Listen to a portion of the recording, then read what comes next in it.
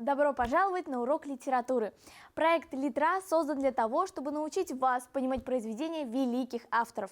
Мы уже все прочитали, так что садитесь поудобнее, вам осталось только слушать. «Литра» — это проект, который научит понимать и ценить родную литературу. Кто, как не сверстники, лучше объяснят сюжетные хитросплетения легендарных произведений. Вместе познакомимся с героями романов, повестей и стихотворений. Поищем ответ на вечный вопрос: а что же хотел сказать автор? Здесь не будет оценок отлично или удовлетворительно. Выдохните. Здесь каждый остается при своем мнении, и мы будем только рады, если вы после каждого выпуска отправитесь в библиотеку. Сегодняшний урок посвящен Хадии Давлетшиной. Она советский башкирский литературный деятель, автор рассказов, повестей и романов патриотического содержания. Была репрессирована и сослана в лагеря, реабилитирована уже посмертно. Теперь она гордость башкирского народа и одна из первых женщин Советского Востока, получившая всесоюзное признание. Жизнь Хадии Лутфуловны была недолгой и трудной, но за это время она успела оставить потомкам богатое литературное наследие. Это кто, вы знаете? Ну, это какая-то бабушка. Наверное, жила в Уфе. Какая-нибудь писательница? Угадаешь, кто это? Я не знаю. Знаете, кто это? Кто это? Нет, не знаю. Нет, мы, если честно, не знаем. Давайте я вам дам подсказку. В честь нее у нас названа улица в Уфе. Я не знаю. Ты знаешь, кто это? Нет. Это писательница из Башкортостана. В честь нее у нас есть улица. Цветаева. Хадия Давлетшина. Я не очень запоминаю по поводу Внешности? внешности, имени, но, скорее всего, наверное, наша знаменитость. Это Хадия Давлетшина. Вот так вот. Да. То есть Хадию Давлетшину я знаю, а вот по поводу запомнить портрет, так вообще, да, знакома. Нет, не знаю, это, по-моему, какая-то писательница. Да, это писательница. Нет, не угадал. Агния Барто? Память уже подводит. Ой, я не знакома. Мы здесь в гостях. Хадия Давлетшина, улица есть у нас. Я знаю, кто это, но Ну, скажите. это Хадия Давлетшина. Все верно. Неудивительно, что многие не смогли узнать Хадию Лутфуловну по фото. Ведь соцсетей тогда не было, а фотографии делали только в фотоателье. Писателя проще определить по строчкам его произведений. Сегодня мы размышляем над произведением Хадии Давлетшиной «Айбика». «Айбика» – повесть о девушке-башкирке, которая, несмотря на все сложности жизни, достигает своей цели – стать трактористкой. Выйдя замуж в 15 лет и оставшись вдовой, попав в чужую семью в качестве прислуги, главная героиня повести не унывает. Старается получить образование, работать в колхозе, стать частью советского общества.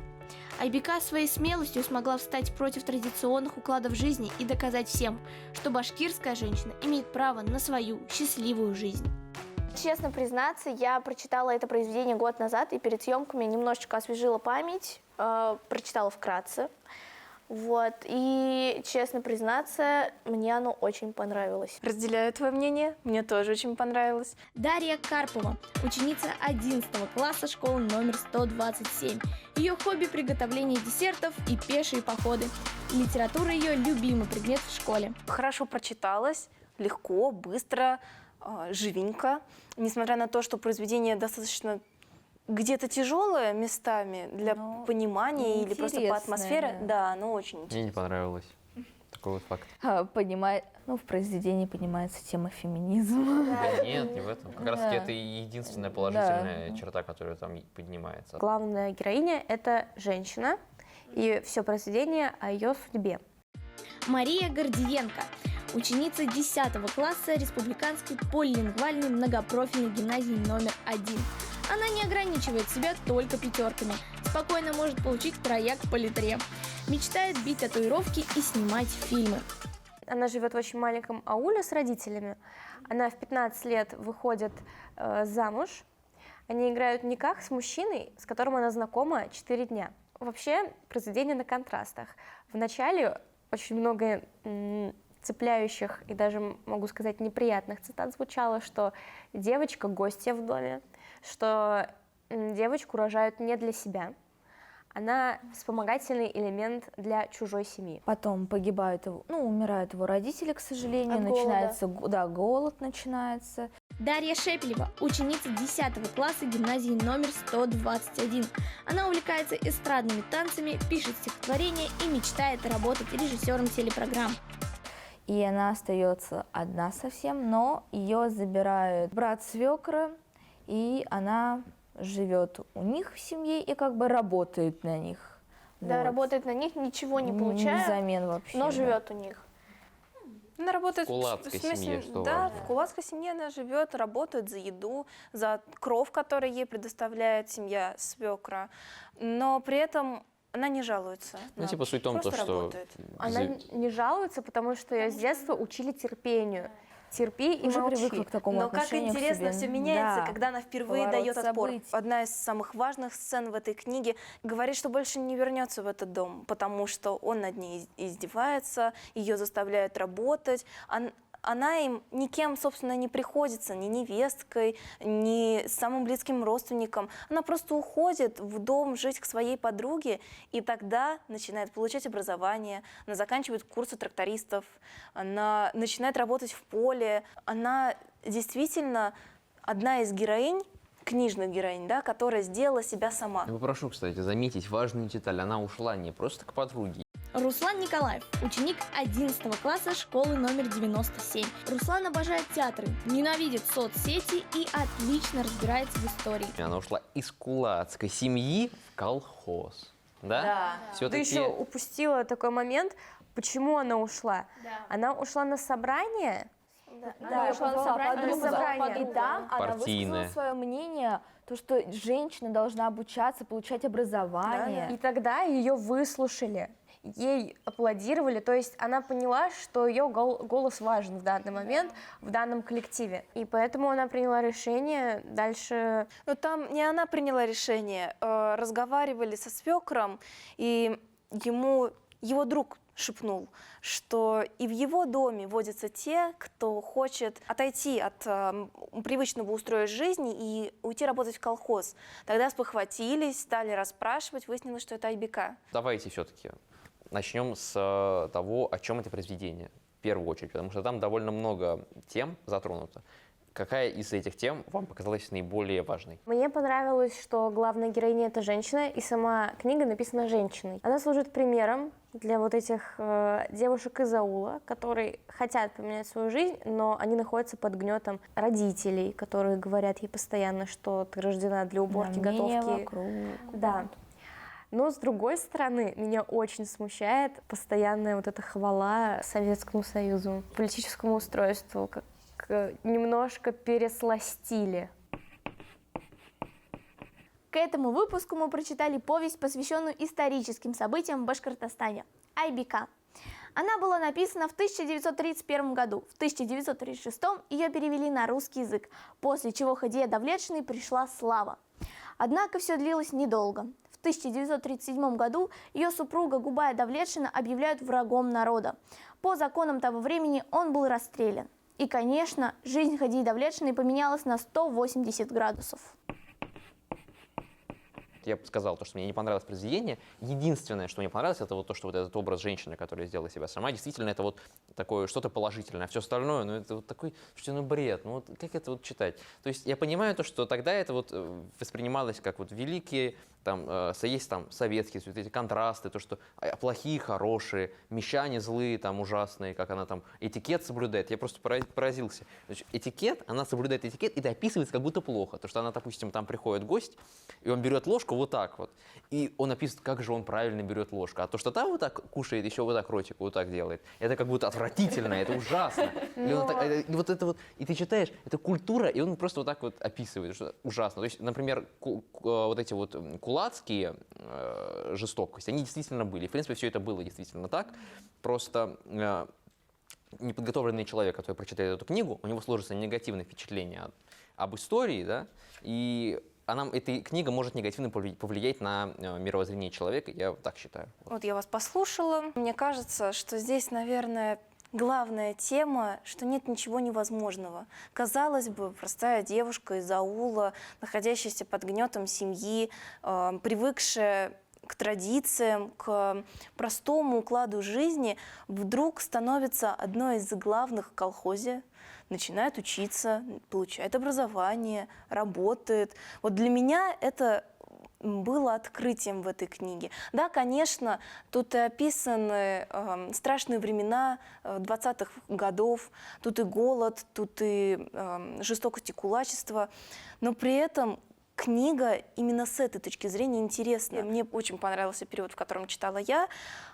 Красиво написано, язык красивый, много образов, много времени, и текст уделяется именно образом природы, который окружает Айбику. На фоне этого даже все то страшное, что происходило в те времена, кажется не таким страшным. Для меня книга эта имеет ценность в плане ее главной темы, что она дает надежду на то, что можно стать тем, кем хочешь, что нет ничего невозможного, что любая девушка сможет сделать себя сама, если она действительно этого захочет. Я тоже бы хотел добавить специфики того, как она делает себя сама. Там интересная такая деталь, ну, это несколько раз упоминается, то, что она же не просто рвет с укладом, который устоялся, она рвет с традиционным укладом. То, что там говорят, ты что, русский хочешь стать, да? То, что там, ты хочешь там уйти, то, что вот говорилось же про терпение, про вот это все. Это же не терпение не только вот и в ее семье сложилось, это же, в принципе, ну, вот, сложился образ того, что башкиры,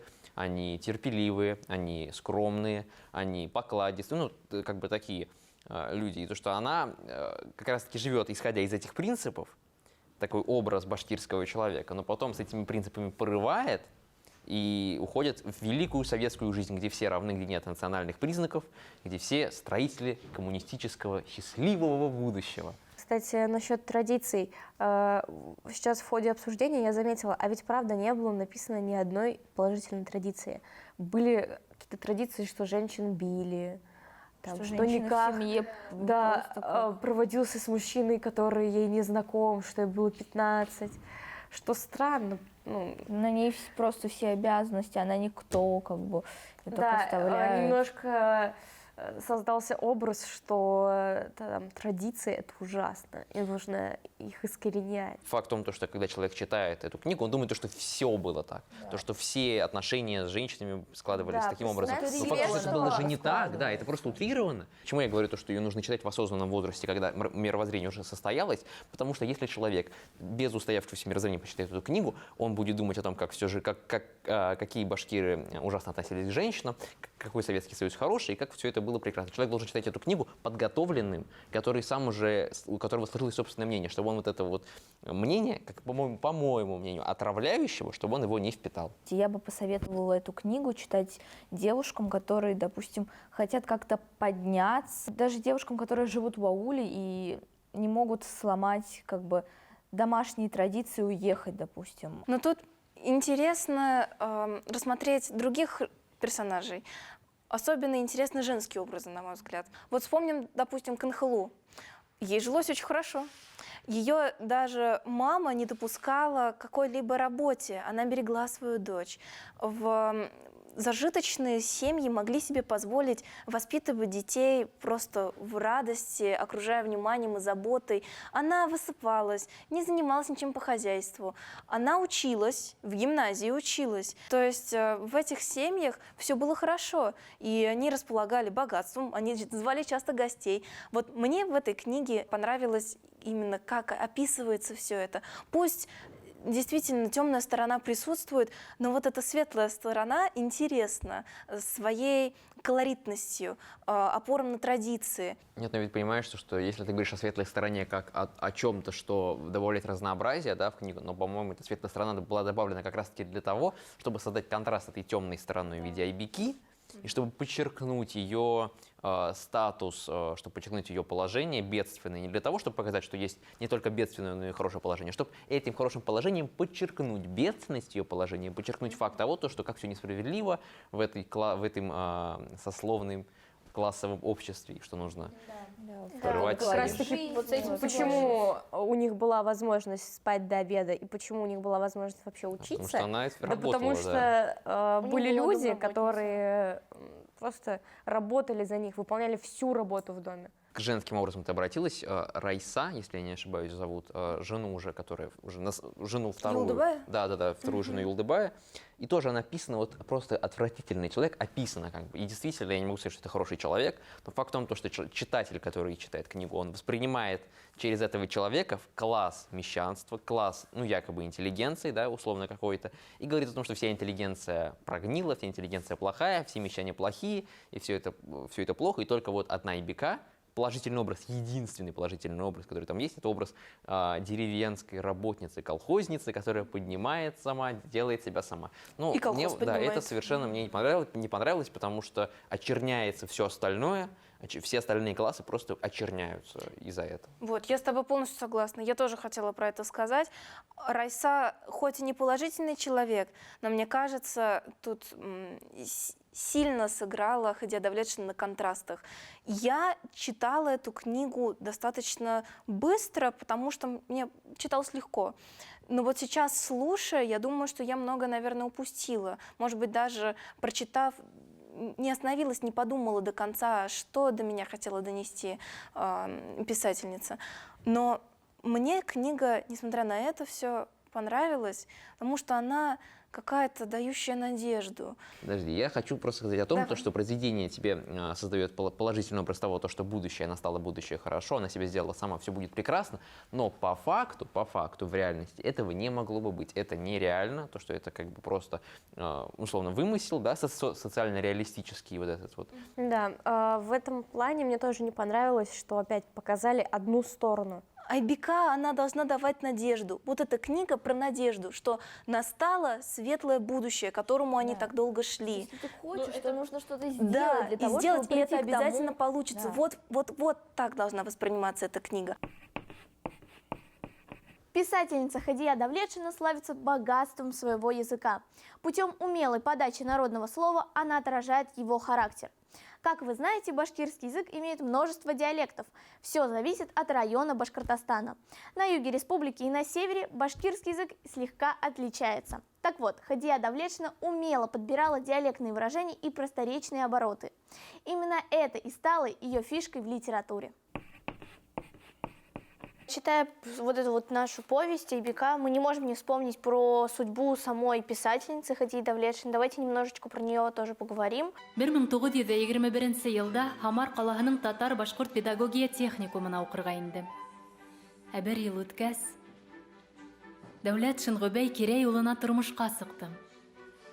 Һәм уны Мәскәүгә күсерүдәре сәбәпле без Мәскәүгә күсеп киттек. В принципе, я думаю, что как раз-таки можно провести параллель, да, с тем, что мы говорили ранее про Айбику и про ее жизнь, которая как сложилась. Она показала, я никто, чтобы так говорить, но по факту жизнь показала ей действительное лицо того, что она восхваляла, того, к чему привела Айбика, и то, что она потом, вот это вот роман «Иргиз», то, что, ну, по крайней мере, то, что я читал, как она ходила, измывалась, приносила его везде, нигде не давали ей этот роман печатать, в великом социалистическом будущем, которое якобы построилось уже, то, что она там отбивала все пороги, ее отовсюду выгоняли, то, что потом она по политическим мотивам оказалась совершенно неугодна власти, да, и как вот так вот повернулось все то, что тут у нас вроде говорится, какой великий социалистический мир, а потом оказывается, что даже сама писательница попадает в касту,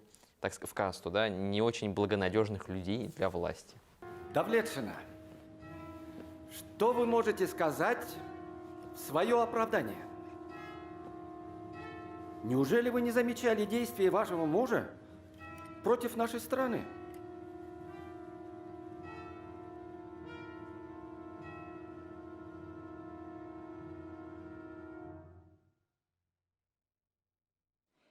Гобәй Кирәевич һәр вакыт әйтә ине. Иң тәүдә халкыңды уйла. Ә һуңнан үзеңде.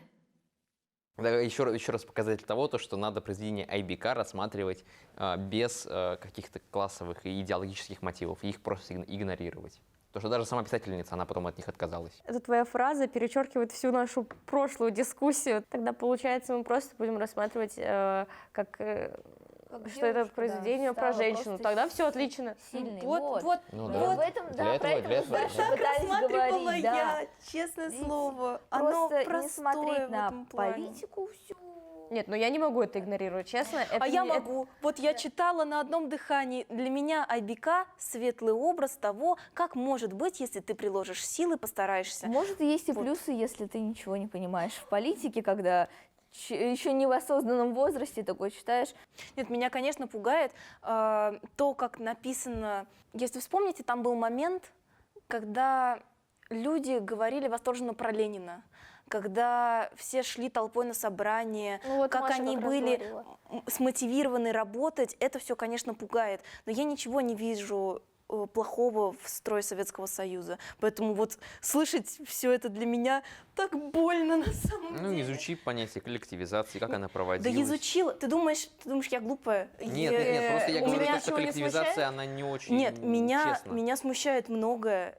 Действительно, Просто ты сказала, что тебе действительно, нравится действительно было очень много негатива. И да, советская власть Просто крепостными была- стали люди. Просто люди опять стали крепостными. Ничего нет так. Ну, мы будем говорить уже. Мы уже о истории Да, говорим мы с вами, уже а не о не о том литературе. говорим, Давайте. действительно. Литература неотделима от истории, потому что она пишется в ходе нее же. Это невозможно рассматривать литературу и не обращать внимания, что было актуально на тот момент. Память о писательнице Хадии Давлетшиной живет и по сей день. В Башкортостане учреждена государственная премия имени Хадии Давлетшиной в области литературы и искусства для детей и юношей. В Уфе есть целый бульвар, названный в честь нее. В городе Сибай и Бирск установлены памятники. В 1967 году Хадия Давлетшина посмертно удостоена государственной премии имени Салавата Юлаева за роман «Иргиз». Давайте поговорим про актуальность. Да, мне кажется, да. И когда вышло это произведение, Хадия Давлетшина стала ведь звездой, она стала очень популярной, и мне кажется, неспроста. Знаете, мне кажется, что это актуальное произведение, потому что сейчас девушки могут благодаря соцсетям подняться так же, как и Айбика поднялась Не только тогда. благодаря соцсетям. Ну хорошо, не только благодаря соцсетям, но зачастую сейчас можно раскрутить себя, свою личность и найти единомышленников благодаря соцсетям. Конечно, ведь это произведение не только про то, как она выучилась на тракториста, и ура, я работаю в колхозе трактористом. Ой. извините. Ох уж эти феминитивы. Да, я Ну, извините, не в ту это не стезь такой зашла. феминитив, типа авторка или докторка, это обычный феминитив, трактористка, я думаю, вы его слышали. Не под запись. Я пишу стихи, мне приятно, когда меня называют поэтом, а не поэтессой, потому что я поэт, а не поэтесса. Вот для меня, поэтому для меня феминитивы как-то в речи я использую, но не так часто. Но Вот говорим извини, мы- если тебя это Говорим мы обидело. сегодня не о Вот. феминитивах, Да, не- а о романе о Хадии трактористах, Давлетшиной, да. Айбека. И Повести, вот, точнее. как я говорила, наверное, эта повесть все-таки не о том, как она захотела стать кем-то, работать в колхозе и стать трактористкой, а о том, что любая девушка даже сейчас может заняться тем, что ей хочется, и сможет в этом добиться Подняться, да. успеха. Не даже Да. сейчас, скорее, сейчас в большей даже степени, чем Да. тогда.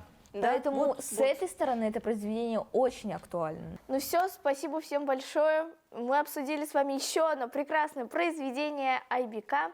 И я хочу вас поблагодарить за то, что вы поделились своим мнением.